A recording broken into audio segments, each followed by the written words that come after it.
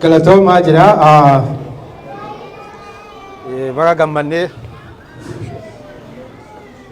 baga rabbiin bakka kana isin fide gaafiillee hin qabnu gaafiin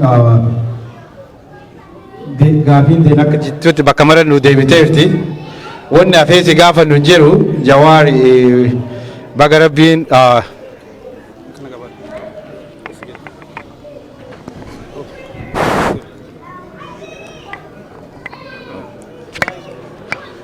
baga rabbiin nagaa biyya kanatti deebise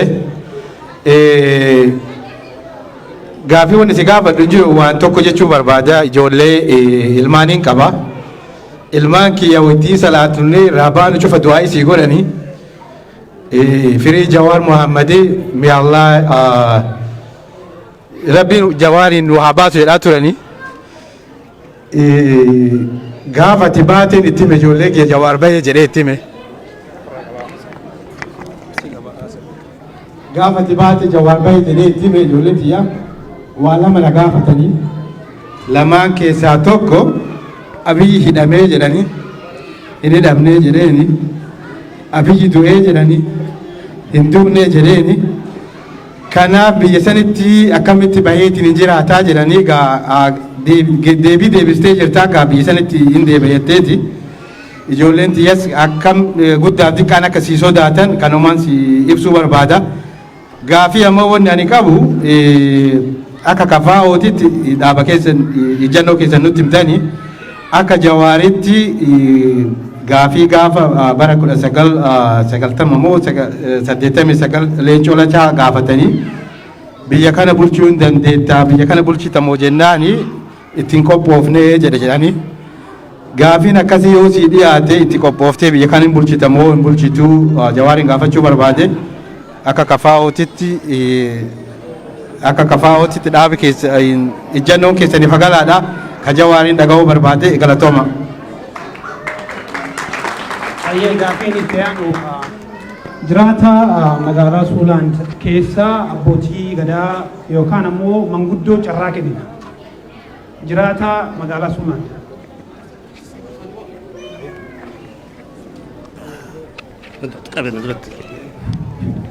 Assalamu alaikum warahmatullahi wabarakatuh. Obboleessa keenya Jawhariif Baqqalaallee nuti argamu keessa kanaan gammannee jira. Ani wannin jiru Baqqalaa Garbaa fi Mararaa Guddinaa biyya keessatti zamana dheeraa qabsoo gartee karaa dimokiraasiitiin qabachaa turanii amma immoo obboleessa keenya Jawhar waan achitti deemee jecha inni yoo asitti nu keessatti hafee nu wajjin qabsoonnee isaan gargaarre yoo achi deebi'uun isaatuun yoo gartee uummanni Amaaraatii fi Nafxanyaan ammallee isa kana ajjeesanii yoo garaa nu balleessan hin beeynu inni asitti hafee yoo isaan kana koofee waliin gargaarree tumsine irra wayyaa jeetii yaadaan asitti inni hin deebiin biyyatti yoo inni ajjeesan ammas gartee uummata Oromoo biyyatti asillee qalbii waan cabxu jecha inni yoo hafee irra gaariidha jechaadha kan Jawhar gaafadhu. Ayyee gaafii itti aanu manguddoo keessaa yoo gaafiin jiraatu. Okay, we have a guest here, so. Okay. You speak English? Yes. Yeah. I speak this one? Oh, you can use it both. Okay. Oh, is it that turn? This one? Oh, we go like this? Just right. Okay. Galatoma. Yeah. So, Ani Aromda Magakia Abdisa. Oh, down low. So, I'll speak in English now. I don't know much Oromo. So, first want to say, I've been praying for Ethiopia a lot, especially praying for the Oromo community a lot. I'm from Sioux Falls, so I got to know a lot of my friends here are Oromo, so I'm learning a lot all the time. So, especially for Jawar, been praying for you when you were in prison and everything, heard a lot about that. So, as most Americans like me don't know a lot about what's going on, how can we be supporting the Oromo community, supporting the situation in Ethiopia? What can we be doing? Thank you so much. Itti aansuudhaan dubartoota keessaallee gaafii yoo qabaattan nafirra. Hayyee yeroo tokko isaanii dabarsee dubartoota biran dhufa.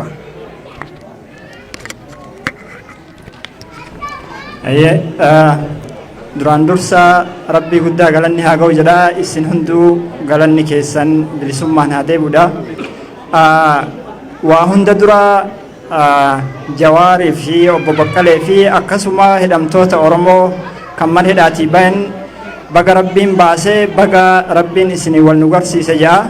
Silaa na dhogguu baatanii akka mammaaka Sheeyamiin Ibroo san ta'uu barbaade dhaqee Jawaariin silaa qunxuute Jawaariin ta'uu nama biraa ta'uu adda baafadha dubbiin manaa manatti ta'uu irraa. Namichatu iyyuu hajjii deeme jedhan nama jiraata baadiyyaatti na fakkaata yeroo dheeraaf hajjii hawwee hajjii dhaqeeti nama kaabaa xawaafuu fi olii gad deemu kanallee argee kaaballee of dura argee hajjii tana anuma dhufe moo wanni tun manaama jedhee qunxuuxxoo xixiqqoo fi godhe jedhan. Booda harki dhukkubnaan anuma jedhe ani akka futunni waa'een Jawaar maal keessa akka nu naqe akka dhuunfaa kiyyaatitti silaa isa ta'uu osoo na dhogguu baattanii dhaqee hageen inni rifatuuf qunxuutee isa ta'uu adda baafadha. Natti hin dhiiftanii isuma waa hedduu keessa tarree waa hedduutu nu mudatee akka dhuunfatitti illee baay'ee yaaddofnaa haasawa keessa illee baay'ee deemuun yeroo naan eeyyamu. Rabbi umrii isin haa dheeressu wanni jedhu gariin gaafii garii yaada. Jireenyi keessaniif nageenyi keessan Oromoo jireenya fi nagaa beektu baay'ee yaaddessaa isin jechuu barbaada. Jireenyi keessaniif nageenyi keessan Oromoo jireenya fi nagaa waan maalummaa nagaati maalummaa jireenyaa beektu baay'ee yaaddessaa. Kanas yaada keessan galchaa jedha. Inni biraa akka gaafititti waa'ee rakkoo Oromoo keessatti adeemaa jiru gaafa Haacaaluun du'ee fi hidhama keessanirraa ilmaan Oromoo baay'inni isaanii kan daggala seenan. Haala nagaa amma deemu kanarratti wanni namni sila Jawaar akkam ta'ee gabbaa'e maali nutti gabbaa'e jecha jedhu wanni olii gad mataa nama qaqqabachiisuuf gaafii namatti ta'e akkamitti ilaalaa waan jedhu akka gaafiti taatetti na harkaa afoollite wanni na harkaa afoollessee manguddicha yuuketti manguddicha warra Booranaa manguddicha san namni manguddumaa fi loqoda isaa laalee harka dhadha'ee callisee waa baay'ee haasa'e manguddichi sun yuuketti mammaaka jaballee mammaake. Hedduu gaafii kiyyalleef naa tayaa futuna tuna kaase malee inni tokko san akkamitti ilaaltaa ummanni hedduu isin jaalata isinis ummata jaalattan akka ummanni isin jaalatus argitan isinillee akka ummata jaalattan ummanni isin arge namni gaafa garaa walii argee waa walitti himutti seena garuu waa walitti himuun tun immoo gaaris taati gaaris hin taatu bakka tana akka hibboo jaarsaaf jaartiti akka odoo taatee irra fedha akka kiyyatti jaartitu jaarsi waa balleessee jinnaan biyyaa baasuu murteessee dhibee kiyyaaf dilduu arbaattu qorichaa deemi dilduu arbaa soqii jetteen jedhan dilduu arbaa soqaana deemee osoo deemuu biyyaa ba'ee mala Afrikaa keessa arbi jiraachuun beene gara Hindii ka qajeele kaammoo maaltu biyyaa si baasedee namni biraa mala dha'ee fi deebi'aniin deebi'ee booda manuma ofii san keessummaan haalafti golgolooftu eegee manuma ofii san kadhatee bulee na bulchaadhaa jeeni jaartima isaa keessumaa ta'ee bulee galgala yoo lafti waarii geettu hibboo jammarraan bara arbi dhalu bara jaarsi kiyya galu beekii himii jetteen jaartin jennaan mamma hibboo takkaan dhagayni amma taraantiyya jeenin illee hayyee jedheen jetteen waan goolon kiyya baatu waan garaan kiyya yaadu beekii himii jeen itti achi garagalchee waan garii wanni tana kaaseef odoo akkasuma nuu goote jaalala nu sii qabnullee kaati ummat nuuf qabdullee waan argineef bakka garitti nutti ulfaata akkuma hibboo namichaa san waan garaan kiyya baatu waan goolon kiyya baatu waan garaan kiyya yaadu osoo taatee fedha. Inni biraan mootu carraanaa kennamitti fayyadamee hooggantoota Oromootiin isin jaalanna akkuma nama kamittuu isin kabajnalle garuu ilmi namaa jechaa fi gochaan madaalama saba Oromoo keessatti yeroo kanatti yeroo akka malee jirrutti yeroo akka malee fokkataa keessa jirutti yeroo namni waan malee keessa jirutti madaalan taane akka isinirraa hin baane gaarii miti namni wal sakaaluun wal hidhuun baay'ee fokkataadha jechuu barbaada suni ta'ummata Oromooti himmoo akka dhuunfaa kiyyaatitti waa'ee keessanitti silatiin asitti kennamtii ani hin beeku ani nama silatii qabatee ati immoo dhimmaan silatii qabadhee fi silatiin immoo akka nuti beeynutti nama biraatiif kennamti san immoo rabbiin sina agarsiisuuf irra deebi'ee alhamdulillahi rabbil aalamiin jedha itti deddeebi'an mallee كايتان مو نما همتو ستيادة سرت يارت تتربي هاقودون دعايته سمرا نما همتون سلالة نما قفو ستيتاي سرت يارت تتربي هاقودو هم نويتون قبل يتشو بربادا يادك يمو هنفتن نيراغ بابسا أكنام نزنين تنبني غلطو مرفادا Ayyee namni gaafii gaafatu amma daqiiqaa tokkotti deebisa. Gaafii yoo gaafattan gaafii lamaa ol hin eeyyamamu ammaachi sa'aatiin hin jiru jechuudha. Okay, galatooma hunda dura Babaqqalaa fi Bojowaar baga nagaan ijaan si nagarreen jedha. Gaaffiin kiyya gaaffii gabaabaadha. Innis dhimmuma nageenya naannoo Oromiyaa keessa jiru wal qabateeti. Akka fakkeenyaatti obbo Baqqalaanis wanti isin nu kaaftanii ture naannoo Oromiyaa keessatti uummanni Oromoo dhumaa jira jettanii kun haqa lafa jirudha. Innis dhimma daangaatiin wal qabatee rakkoo naannoo biraa wajjiniin naannoo Oromiyaa keessatti ta'uun ilmi namaa dhumaa jira kun haqa. Haa ta'uti garuu ani kanan dhaladhe guddadhe naannoo godina Shawaa Lixaatti. Godina kana keessatti beebii obbo Jawaaris obbo Baqqalaanis informeeshinii gahaa qabdu ta'a. Naannoo bakkee ilfata naannoo bashantoo naannoo charchar kana naannoo kana sirriitti beektu naannoo amboo sirriitti beektu naannoo kanatti guyyaa sadiin dura namoota kara deemtota konkolaataarraa konkolaataa lama guutuu buusanii namoota gara 25 ajjeesanii jiran namoota kan uffatarraa baasanii qullaa akka dhalatanitti qullaa qaama isaan irraa uffata yaasanii makiinaallee gubanii namoota kana achitti fixanii jiran.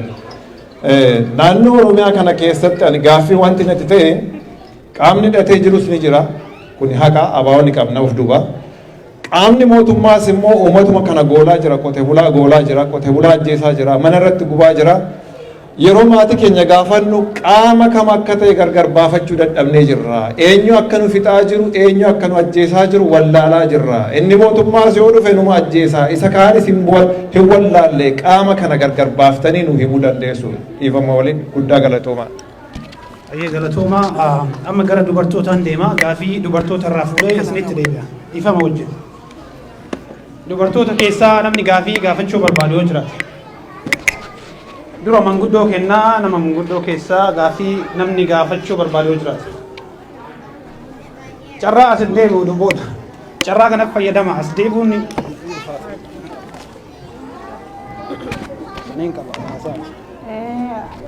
Assalamu alaikum. Akka booltan Oromoo.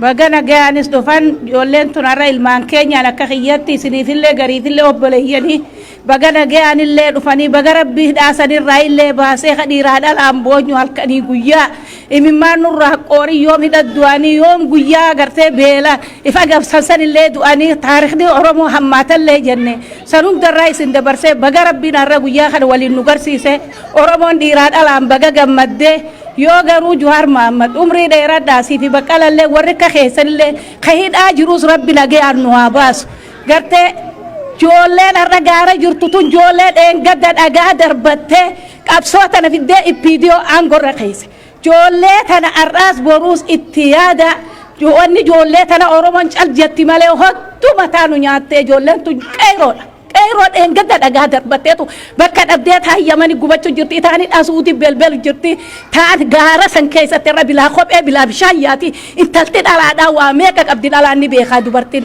intalti sanarraan tana waan godhattu sanii meeqa rakkatti if qabdee barnoota meeqa balleessitee ijoolleen turarra gaara kana keessa jirti ijoollee tanaaf itti yaadi mas'uulummaa rabbiin sirra kaayee warra biyya bulchuus warratti milkaa'us rabbi si haa godhu. Umri sisina dheeressu hamtus rabbi sinirra haa qabu. Galatooma ayyo. Qarree keessaa gaafii yoo qabaatan asumaan xumureetii gara sideem. As dhaabadhu.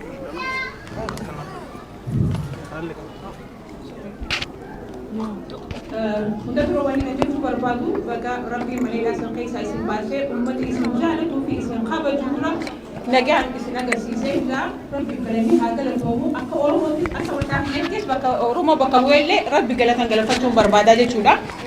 Inni kanarraa hafeegaa fi takka kaniin qabu kidaanillee gaafatee ture waa'ee uummata Oromoo dhumaa jiru jechuudha biyya keessatti naannoo hunda keessatti inni ilmaan Oromoo lubbuun ilmaan Oromoo akka baala mukarraa harcoomte harca'aa jira jechuudha.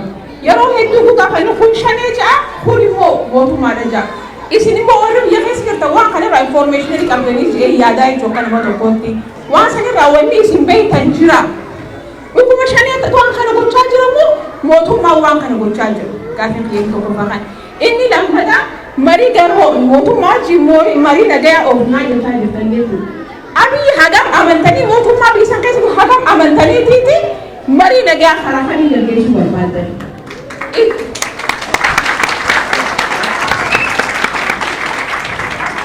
Akka jawaanitti yoon fudhanne gaafa biyya kanarraa galtu uummata Oromootiin abdadhee uummata Rabbii fi uummata Oromootiin abdadhee jettee galtee jechuudha biyyatti. Dhugaadha. Qabsoon aarsaa nama kafalchiifti. Gatii lubbuu nama kafalchiifti. Gatii guddoo nama kafalchiifti jechuudha akka qabsoo tuuti. Sanillee namni hundi kan caalaallee kafalamuu ni danda'a. Immoo waan inni si godhe agartee yeroo duraatiif isaanillee abdattee galte uummata Oromooillee abdattee galte. Heega galtee booda immoo sadarkaa mana keetitti lubbuuti si galaafachuudhaaf sitti dhufee jira jechuudha mootummaan. Sanirratti deebitee hidhibba guyyarraa hibboo jettee waraqaa deebillee galchitee bishaan keessatti dhugaadhaan qabsoodhaatiin qabsuullee ta'uu qabaa jechuudha. Immoo amma immoo gaaraantii maalii qabda? Kanaaf biyya kana dhuftee uummata Oromoo hedduu dubbistee waa hedduu gochaa jirtanii jechuudha akka kaakaa'utti illee haa ta'u. Immoo gaaraantii maalii qabdan akka kana booda isiniin hidhamne akka isiniin ajjeefamne yaadni duraanii san hagam takka gaaraantii qabdan biyya kana keessatti. Marii isin godhuu barbaadan karaa kamii furmaata bilisanii karaa kamii fiduu deemtan Oromiyaan karaa kamii bilisoomti. Wanni gaaffii barbaadu hanumaa galatooma. Galatooma dubartoota keessaa gaaffii yoo qabaattan asin deebi'u gaaffii gaafachuu dandeessa. Yoo hin jiraanne ammoo galatooma baay'ee. Qeerroo carraa kenna. Dhiifama qeerroo ka carraa kenne hayya ladies first.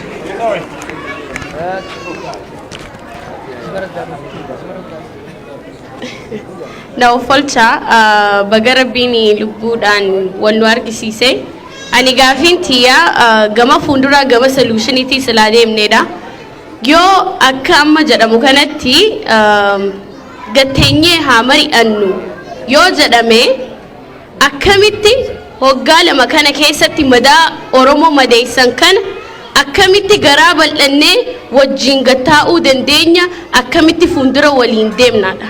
Galatooma.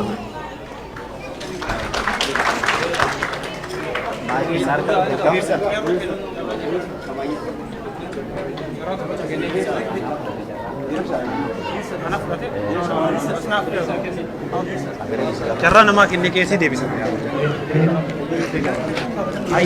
Qeerroo carraa kennee keessi deebisa.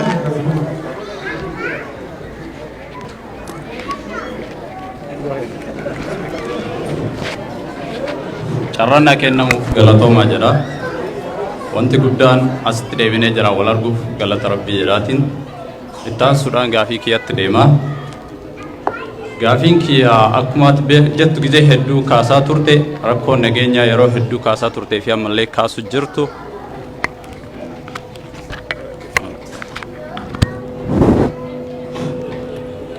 Rakkoo nageenyaa yeroo hedduu asiin duranallee kaasaa jirtuu fi ammas kaasu jirtu.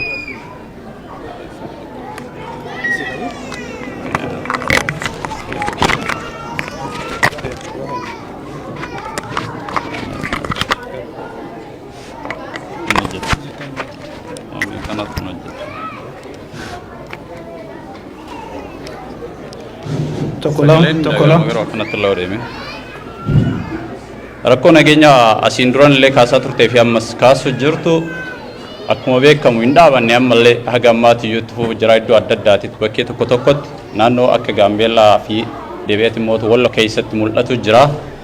Rakkooleen kun daranuu kan duraa caala akka hin hammaanneef waamichi ati diyaaspooraa Oromootiif gootuu fi ittaan sudaan immoo waamichi ummatoo biyya keessa jiran ummata Oromootii fi dabalatee ummata Itoophiyaa gootuudhaaf gootu. Inni sadaffaa waamicha qaama nageenyaa kan mootummaatiif ta'eef kan wal waraansarra jiraniif gootu maalidha jedha. Ittaan sudaan sadaffaa irratti kan gaafadhu kees faarii booda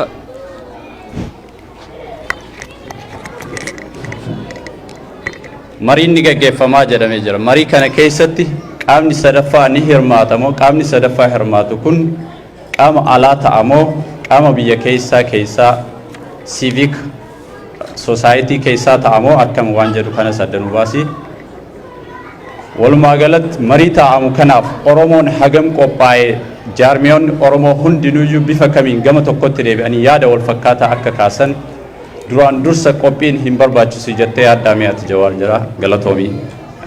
Ayyee galatoomaa gaafii sadi qofa carraa sadi qofa kenna abbaa gadaatii kenna dhiifama wajjin.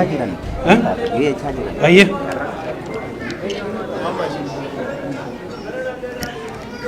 Ayyee ani eebba duraanuu eebbifnee jirra gaafii gabaabduu ani qabu dhuguma dhugaatiin obboleeyyan keenya yaanni amma isin yaaddan kun dhiqqoo ani akka mataa kiyyaatitti wanti ani yaadu maalinni obbo Jawaar gaafa biyya kana achi deemtu mootummaan amma filanne kun isuma kana nu bulcheettee kursii isaa jala deemsisaa fi turte kursii qabdee fi kanuma nu bulchaa ammaa faga filannoon ga'utti kanuma nu bulchaa kan jettu dubbachaa turte haa ta'u malee jarri garuu akka bofaa ta'aniit sammuu namaallee hataniit sammuu keessanillee hataniit gara garanii waan biraa miidhaa biraa uummanni akka yaada biraa keessa seenu nu taasisan OPDO'n kaleessallee sanuma har'allee sanuma borus sanuma maaluma amantanii akka obboleettiin achi keessaa dubbatte san maal amantaniit ishiin sanuma yoo adda nama fakkaatu yoo dhiphatte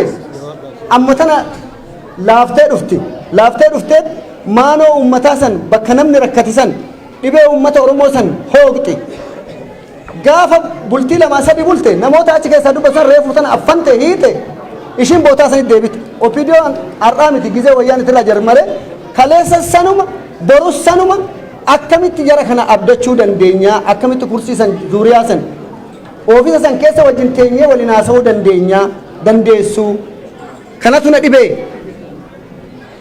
jarri silaa kaleessanuma borus sanuma akkam goona Oromoo attam taana akkamiin fayyina dhiigaatuma jirra amma kun odoo sina jirtanuu amma ofiisa keessan cufaa jiran namoota kaniin hidhaa jiran namni dhiiguu hin dhiifne namni du'uu hin dhiifne ofii keenyuma jallataan keenya san akkam goone diriirsuu dandeessan odoo jalatti qabduu odoo hiituu garagaranii siidhan kanuma nu bulcha jettee ta'u odoo wannettu kanaaf akkam ta'uu qaba wanti kun ka jedhu asirratti dhaabaan. Galatooma warri gaafii qabdan hundinuu galatooma abbaa gadaa irratti dhiisaa dhaabsisaa because na offolcha keessummaan dadhabanii jiran guyyaa tokkotti illee raftii godhatanii beekanii dhiifama wajjin carraa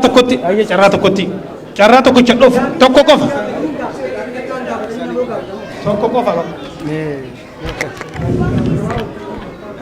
Assalamu alaikum warahmatullahi wabarakatuh.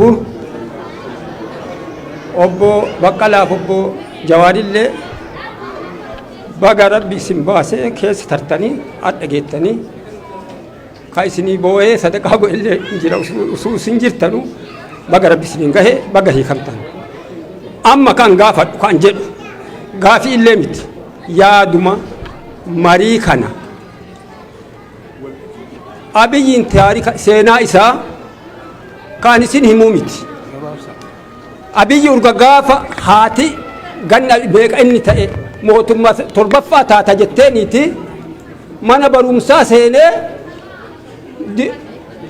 doktora ta'ee ani ittiin amanu hin beeku garuu wanni inni doktoreetiin itti diqqaattu doktorooti oloo saayintisti jedhu dadhabu urga gaafsanii irra haati akka jetteen irra akka biyya addunyaatitti jalqabarraa qabee wanni inni qo'ataa ture axannaa ture wayii haffazee qaali deeffate akkatti nama cabsanii bulchan san waliin gahee haga guyyaa addaatitti san waliin gahee san bira taree waan ufii qabu itti dabale wanni ufii qabu itti dabale maali wanni addunyaan aga abbaan irree amba fixaa addunyaa irra ture irra wanni inni itti dabalate daa'ima waggaa sadii hidhuu affanee balleessu nama qaamaan gubu nama ajjeesanii awwaalu dhooggu nama yaalaaf deemu makiina keessa baasanii rashanu kana inni he create for himself waan dabal'iin san axannee geessee ufii argate kana nama kana qabu kana irratti ammallee qeesiin inni pirootokoolii godhate Jibriil Hussein Sheekh Jibriil Hussein ka jedhamu kitaaba an ijoollee ta'ee tamaarii ta'ee arge amaarinyaan kataban wayyaanee irraa dargii irraa qabeen beeku dargii dura ta'een beeku an ijoollummaati dargii maqaa dha'ee wayyaanee maqaa dha'ee achiin booda lammi maxa'u tiwildichaalloo waan guyyaa qiyaamaatti dhufu silaa hin hima tiwildii dhufee dhiisee jedhe matsaaf santu akka jedha amaarinyaan san irratti warri afaan pirootokoolii wannaa eegu maal godhe ka jara akkasuma fidee waan gillesan hin dubbatu kitaabni sun ufii argean namni nam mul'ise abiyyi ka dargi illee himaniifiit ka wayyaan illee himanii abiyyi ammoo gufuu gudda si mudata rakkoo gudda si mudata garuu rabbi biraa waan sii kenname silxaaniin ashannaafiin jedhaniin nama haati kana jette nam dubartiin ergeeto du'a sodaatu je ammaani oromo lammafa sadirraan haati ka jetteen kana sadirraan son isaa itti dabaltee waan kitaaba san keessa jirre Jibriil Hussein Jibriil akka isin jedhe gufu gudda si dura jira dhuma irra simatu bu'a jedhaniin namicha akkana jedhaniin wanti takkatti rabbi nu baraare hin dhumne namni osoo awwala ta addunyaa irraa fudhate dhiisee ka ufii qorate san gaafa duraa daa'ima waggaa sadii fuudhee gammade dhiiraa miti dubartiin manaa yaate yoo qaata woboo nurraa balleessaa sabab jaraa daa'imman kee dhumaatti jettee qaati silaa dubbina sun jirtu wanni ta'e ta duraa dura ansee ta itti waan godheefi kanaafuu akkami amantanii isa jettan mirgi jilbi lama gubate sadaffaan naafa jedhan amma isin lamaaniifan akkaan biyya hafaalleen jedhu marii kan raafii miti yaada hafaalleen jedhu rabbima keessan jedha rabbi waloo qaba nafuu haga mariin kun bakka geettee warri alaa itti dabalamee sattitaalleen ta'e ka marii alaa dhimmi sadaffaallee eenyuun akka ta'e baddaan baafadhaan usuu as tuttanii yaada kiyya kanaafuu namichi kun ammallee nama hidhaa jira galatooma kanuma jechuudha. Hayyee hundi keessanuu galatooma namni gaafii gaafachuu barbaadan hundinuu dhiifama guddaa wajjin gaafiin hin dhumatu kanaafuu isaan illee dadhabanii waan jiraniif asuma irratti dhiifnaa gaafii gaafattan isin haa deebisanii galatoomaa baay'ee.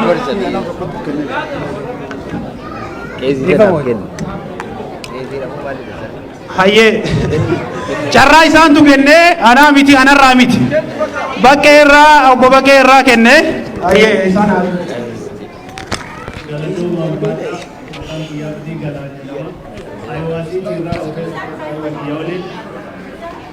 gaafiin kiyya duraan dursa baga rabbi wannu agarsiise isinii booyaa turre baay'ee booyaa turre baga rabbi isin baasee amma gammanne gaafiin kiyya waan haga ammaa isin hin gaafatamin isin gaafadha waa'ee ajjeesuuf du'uu fi akkaataa isin itti turtanii miti isin gaafachuu fedhu wanni ani isin gaafachuu fedhu gaafii Oromoon hedduun garaa isaanii keessan qaban kan ofii dubbatin isin gaafachuu fedha wanni isin gaafachuu barbaadu waa'ee Baqqalaa obbo Baqqalaa Nagaafa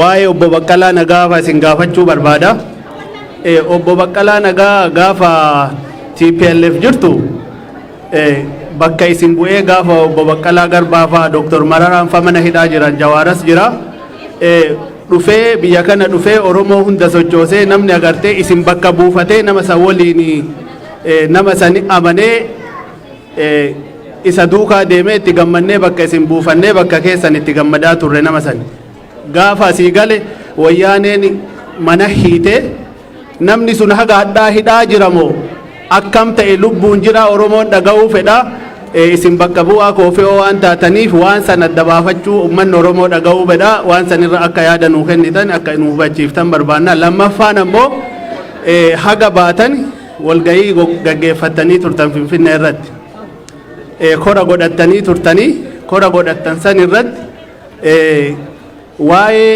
isin hin beektanii namni hedduun beekuu dhabuun ni mala waa'ee ijoollee bakka isin buutee dodolaaf hadaabbaa irratti dhaaba keessan bakka buutee dorgomtee illee mooyattee jiruu itti dhabdee waan kanarratti waa'ee siyaasa Oromoo irratti gaafa Jummaa Sheeka fakkaataa gaafa ammoo Sanbataa Qeesii fakkaataa gaafa gabaa daldalaa fakkaataa rooba keessallee akkasitti jiruu itti dhabdee ijoollee osoo hin fuudhin haqa ammaa isin keessa turantu jira. Obbo Baqqalaan illee beekaa, obbo Jawaar illee beekaa waan kana. Ijoollee sanniin gaafa kora godhattan komitu jira bakka sanillee akka agartanii irra deebitanii ilaaltan yaada kiyya godhaa maaliif akka akkas gootanii jechuu barbaade galatoomaan dheeressu kan jedhan. Baay'ee galatoomaa.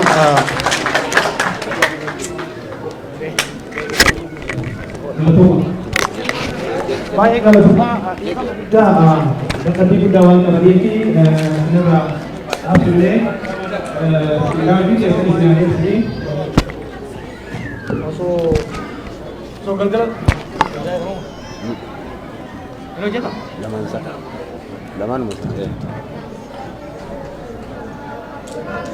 osoo halkan guutuu haasofne gaarii ture dhageessanii dhageema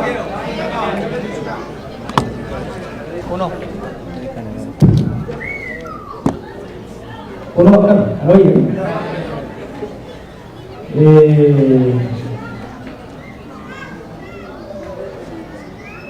gaafiin biyya kana gochuu fi qophii qabdan jedhu kan mootummaan jecha jiru torbaatamii afur sagaltamii tokko kuma lamaa kudha saddeet daraan dhiigaa ilmaan sabaa hedduu ummata kana rakkoo keessaa kan hin baasin maaliif jedhee ogaa gaafatee sababoota hedduu keessaa inni hangafa itti qophaa'uu dhabuudha. Jaarmee jabaa jaarree qabaachuu dhabuudha. Kana ofii keessaa keessatti hirmaadha irraa yoo ta'e kuma lamaa kudha saddeet qabsoo qeerroo sanii abbaa fedhe irra kaa'uu dandeenya ture. Akan keenya ture. Wanni dabalatee ofiitti kenninee waggaati jiru. Jaarmeen Oromoo qophaa'ee taa'uu baachuu uumamaa jiru san guutuu danda'u hin ture. Kun biyya bakka ture, kun hidhaa keessa ture. Jaarmeen saayikoolojikali illee istiraakcharali liidarship waan jaarmeen qophaa'ee ture. Kati Oromoo fakkaatu kan ture ofiyyoo. Lama kumpul jennee jennee so hojii guddaa akka kaawwatanii fakkeenyaaf kan hin paartiin seenan ana mara biyya siyaasa paartii hedduu naan ta'u wanni paartiin seeneef uummanni Oromoo carraa itti aanu jijjiirama itti aanu keessatti hiree argamu gara sirna dantaa isaa eegsisutti jijjiiruu kan danda'u paartii cimaa yoo qabaate. Jaarmee cimaa yoo qabaate nama cimaa yoo qabaate osoo hin ta'in jaarmee cimaa hooggansa ifitaa caasaa sirriitti diriire imaammata ifa ta'ee sirriitti itti yaadame yoo qabaate kanaaf jechuudha.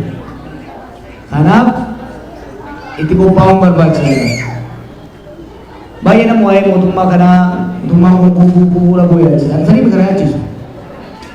Wanni ol ba'e gaddeebiin hin oolu. Nol me kedua dia. Tengok tengok dalam apa semua kalau begini. Gabi yomi di mana lumah kurti. Anam post beltikin na tu naci. Beltikin na boda. Mana kaya kamu? Ini lama jiran. Loli pun itu bunda ni. Beltikin na boda biji pun jiran. Loli pun.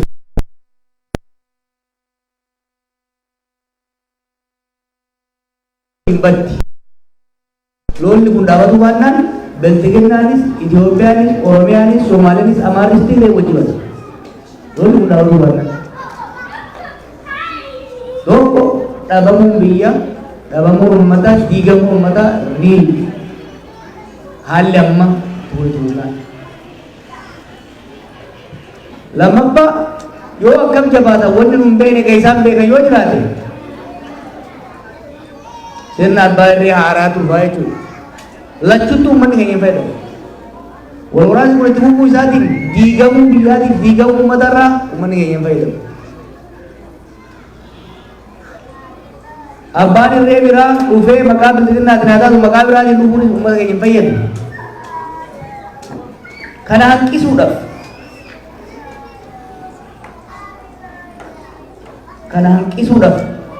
balaa uummata keenya irraa amma jiru kana hanqisuudhaafis balaa sirna kana booda dhufu uummata keenya irraa faccisuudhaafis jaarmaa cimaa jaaruu qabnaa jennetti haga beekumsa hundaa fi uummata keenya tattaafataa ture irraa kana ajjecha naannoo shawaa lixaa shawaa kaabaa Gujii Wallaggaa Afran Arsii lixaa godinoota hedduu keessatti akkuma deeggarda itti jarmanetti jee namni dhumuu miti beekta wanni ajaa'ibaa jiran eenyu du'e eenyutu ajjeese maaliif ajjeeseenu deebii dhabee jira This is total anarchy. Lolli sirna qaba bar. Humni lama hoggaa ol lolu.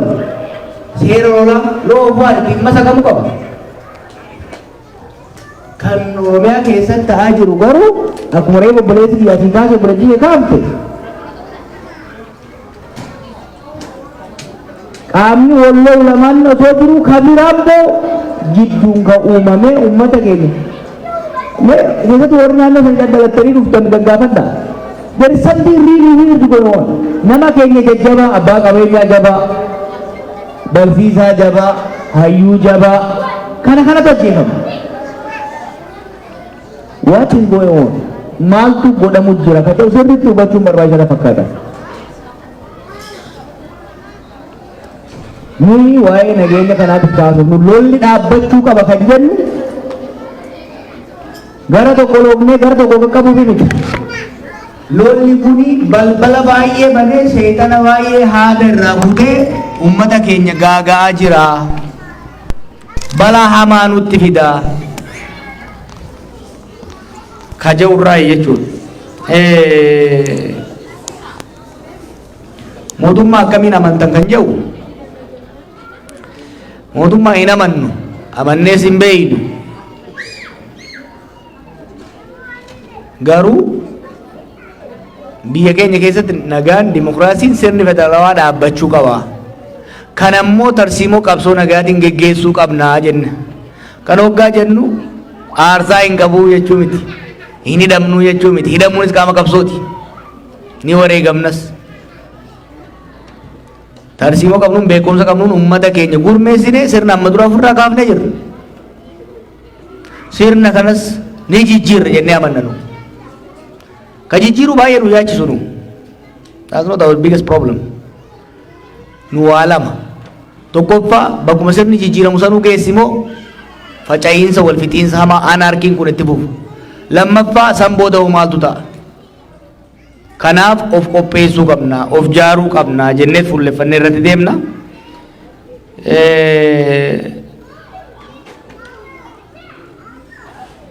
Kan ijoollee bosonaatiin kaafte Baqqalaan kaleessa kaasaa ture. Hedduun isaanii nu wajjin hidhamanii hidhaa keessatti dararaan meeqarra ga'eet qeetti hoggaa galan ajjeechaadhaaf barbaadamnaat qeetti haadha ofii duratti duudiddaaf bosona gale dargaggeessi. Kun dhugaadha nu. Oduuni miti barka beeynu. Oduuni miti. We know them. We know them.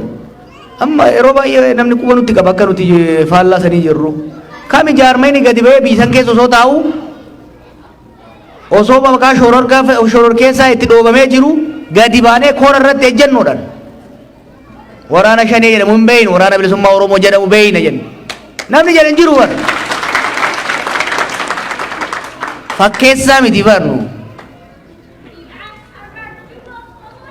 We walk the talk. We don't just talk. Nui achi keessa teenyee tokko Siyaasa madda siyaasaa jira. Dhugaa qabanii. These are legitimate political force. They have legitimate political grievance. Akkuma TPLF dhaggeeffatanii mariidhaaf hojii teessanitti waraana bilisummaa Oromoo hojii teessanii mari'achuu qabdanii jennedhu. Kun eenyu aarsa? Kora keenya irratti dhageessanii duubiti hoggaa durataan keenyas sankoo osoo ta'e riizoluushiniidhaan filannoo keessaayis kaafaa'uun hoggaa bahu tokko hidhamuu keenya lammaffaa dargaggeessi dhiibamee qawwee fudhatee bosona galee mariidhaan deebuu qabaa jenneeti. Ammas marii biyyoolessaa hirmaattan malee jamee dhiibbaa meeqa godhamaa jira. Humni hidhatee mootummaan wal lolaa jiru kan TPLFis kan OLS kan Beenishaangulis hirmaatu malee nuti hin hirmaannuu jenne. Hin hirmaannuu jenne.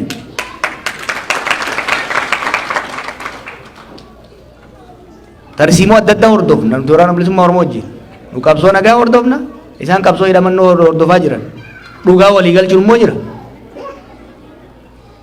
Kanaaf uummanni akka tira gaafatte hedduun isaanii ijoolleen wajjin qabsaa turani. Kaleessa Baqqalaa waajee ture. Lolli kun dhaabatuu baatee mootummaan karaa ammaa kanaan itti fufnaan namni hundi bosona galuu ta'a. Maaliif qe'ee taa'ee dhuumu namni? Sun immoo mootummaafis biyyaafis bu'aan qabu. Karaan waggoota muraasa dabre kan itti deemame sirrii miti. Mootummaafis ummataafis biyyaafis gaagama malee bu'aan irraa bu'ame hin jiru. Gaafa naaf Baqqalaa Wallagga dhaynee Asoosaa dhaynee waachaa booyaa turre aanaa muraasa keessa ture sochiin kun. Har'a biyya guutuu wal ga'e. Nu amma faranjoota tokko agarru waan itti himnu jira. Kaaba qofarratti fuulleffatanii deemaa jiran.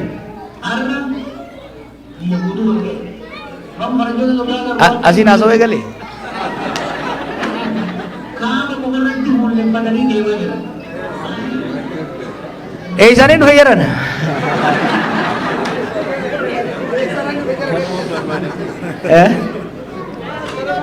Ga'e ajaa'iba. Kanaaf nuyi akkuma reefu bakkeen jeetti wanni baay'ee nama gaddisiisu mammaaksa amaarinyaa tokko jira. Maal jansi የገደለው ባልሽ የሞተው ወንድምሽ ሀዘንሽ ቅጣጣ ከቤትሽ አልወጣ እንገልቹ ቤት እንደፋን ዲሮ ሰልቢና ኬስ ጅረበር dur ormatu nu ajjeesa orman nu hidha nu darrajenna amma keenyuma walafaan garagalee walafaa gutti jira kunurraa dhaabbachuu qaba namni keenya rakkatee jenne kana ka jechaa jirru ka akka itti cabsan baratanii ka jettu ka Oromoo cabsee agarre ka ofii caccabe malee nu uma waan tokko sodaatina Jawaar ajjeesuu danda'u Baqqalaa ajjeesuu danda'u Oromoo fi Oromiyaa garuu hin danda'amu. Kanaaf an baay'ee na yaachisu sun anta san boodatiin na yaachisa. Tooftaan cabsuuf tooftaan xaala'u xilafa'u damsisa'u waggaa lamaan dabre kana biyya damassaste malee bu'aan isiin buufte jiru. Kanaaf nuyi kan jennu mootummaadhaanis humnoota biyya alaatiinis kan jennu biyya damassaste malee Okiya, diise bakka nin dheereyse jechuudha nin dheereyse. An fitadhe bakka akkas taanan.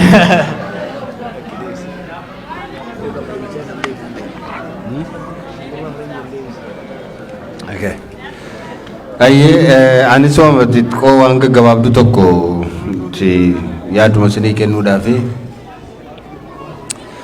Okay, first of all I would like to thank my friend there for your comments.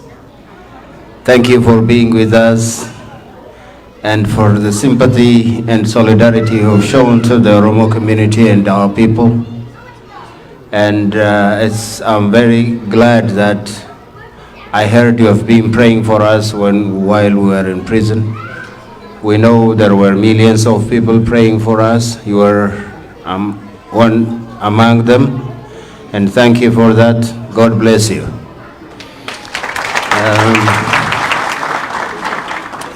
Waa'ee nageenya keenyaa inni kaaseera. Nuyi qabsoorra irra dhiiroo. Namni qabsoorra jiru du'uu danda'a, hidhamuu danda'a. Namni waraana hidhatee bahu qawwee isaa fudhatee rasaasa isaa hidhatee gaafa bahu nan ajjeesa duwwaa jedhee hin bahu. Akka du'uun beekamoo hin beeku. Du'uus hin danda'a. Ajjeesee nagaan galuu danda'a yookaan immoo du'uu danda'a. Akka du'uu danda'a utuma beekutu qabsootti seena. Nuyi yoo waraana qawwee baanne yoo loluudha yoo baanne yoo waraana keessa irra lola keessa irra lola dippiloomaasii keessa irra lola siyaasaa keessa irra mootummaan kana addunyaa irratti dhiibbaan akka irra ga'u qoqqobbiin akka irra ga'u karaa dippiloomaasii dhiibbaan akka irra ga'u akka harka kennatu waan hundumaatiin irratti qabsaa jira. Kanaaf nuun hiilu nuun niisu nu hiiluu danda'a. Yeroo meeqa hidhamneerra yeroo meeqa waan meeqa nurra ga'eera. Garuu ani kan baqadhe eewu dhaqee hidhamu eewu dhaqee aduu ilma eewuun kennaan akka hoogganaa tokkotti akka nama saba kana dursuu tokkotti wajjiniin dhaqee waan sabi koo ta'e ta'uun dirqama kooti. Maal jechuudha Jawaar akkamittiin asitti hafuu danda'a? Ilma eenyu dhaqee du'aaf? Eenyu dhaqee qabsaa'aaf? Eenyutu guddisa baasa?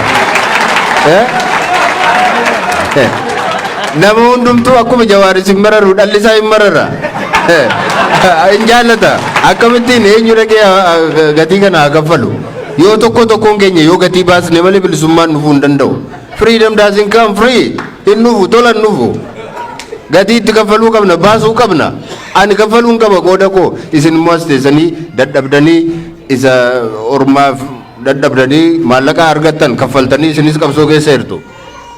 Hundumtuu karaa isaa qabsaa. Inni qawwee fudhatee diina irratti dhukaasaa jiru tumaa jirus immoo qabsaa jira karaa isaa lubbuu isaa wareeguudhaaf achi jira.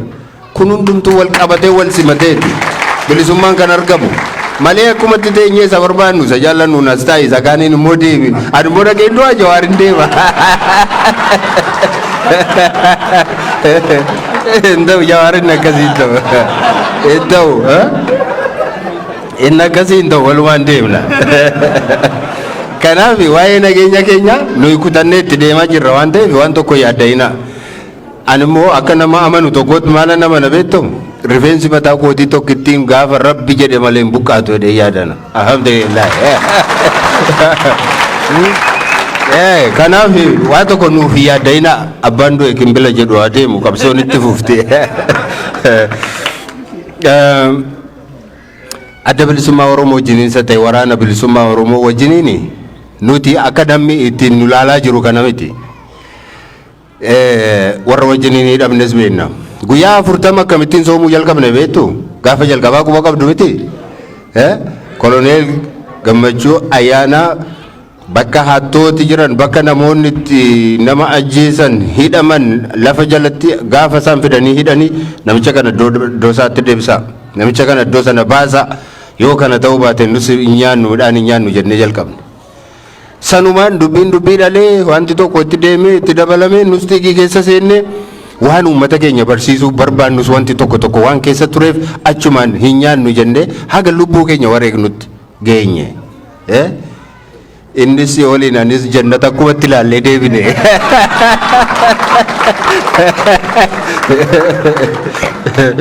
Kanaaf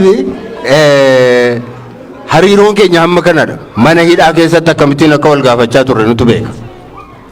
Risoorsii namni nuu kennu akkamitti walii qoodaa akka turre nu miti isaantu dhugaa ba'uu danda'a gaaf tokko.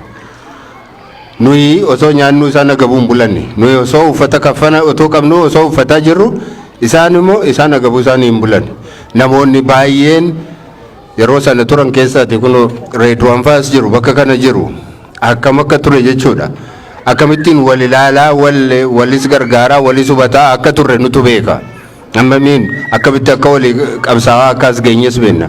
Hakiimota keenyas haa ta'u ogeeyyii seeraa akkamitti walii qoodaa akkamitti wal hubataa akka turre hunduma beekna.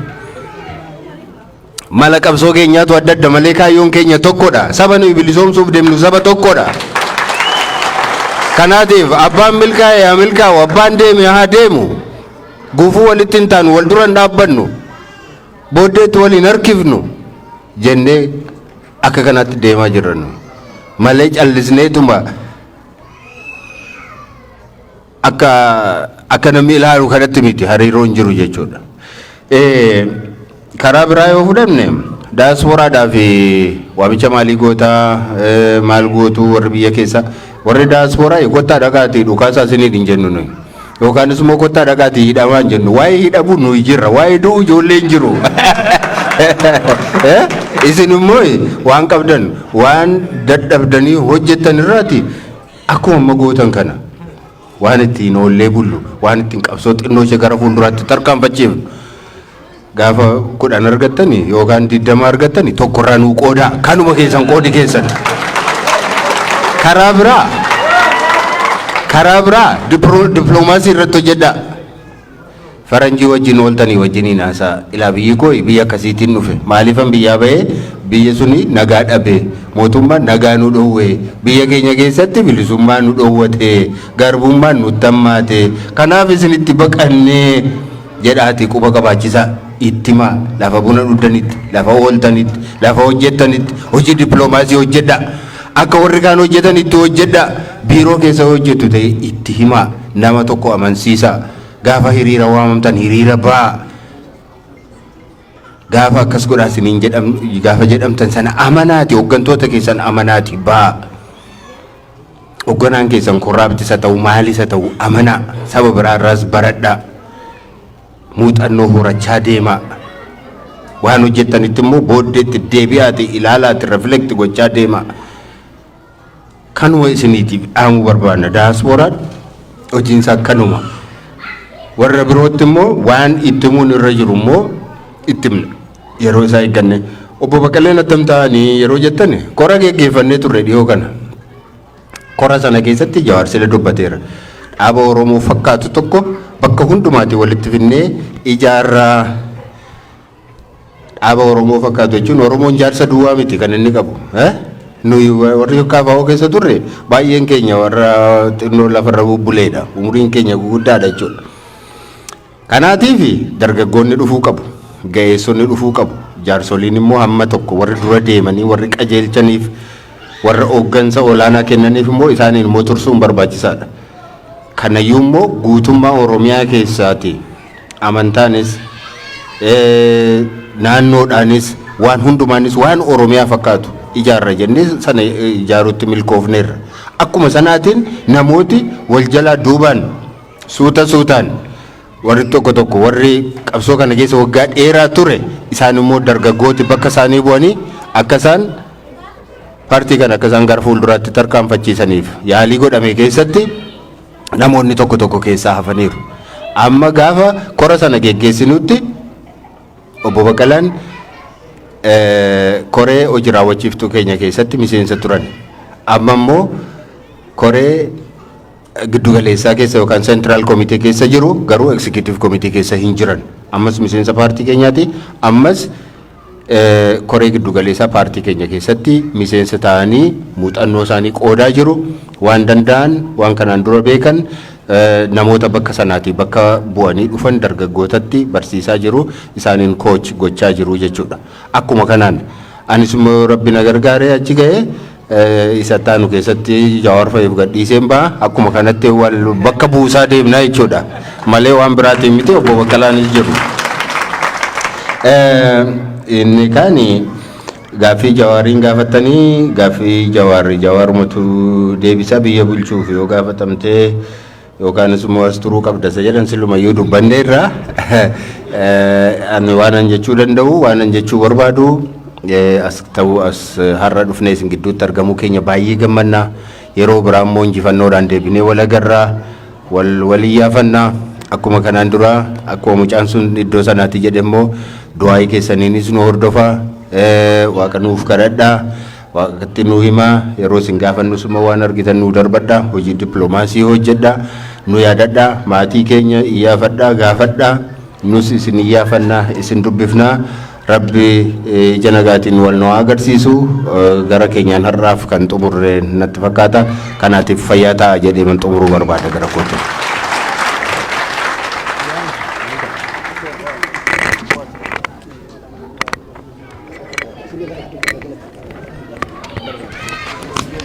Tole haala amma jiru wajjin jarris dadhabaniiranii mana keessaa waan hedduu akka ka'aa jiru hin beekna.